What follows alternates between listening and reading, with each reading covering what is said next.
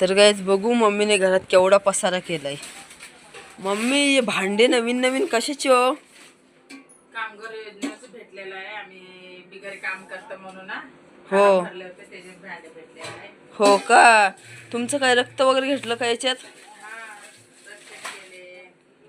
मस्त भांडे दिले. बघा गाईस किती मस्त पातेलं वगैरे कुकर वगैरे सगळं दिलंय. मसाला डब्बा दिलेला आहे. बघू बरं कसलं आहे. वाव किती जड आहे. जड आहे. लय जड आहे. अजून काय काय दिलं सांग, दाखवा बरं. 8 वाटी 8 वाटी. अजून 4 ताटा दिले. हो 4 ग्लास. हे मग अजून 3 भगोनी. परत आहे परत अजून. वाव एवढे भांडे डब्बे वगैरे. 3 डबे. तेवढं टाकी भेटले पाण्याची.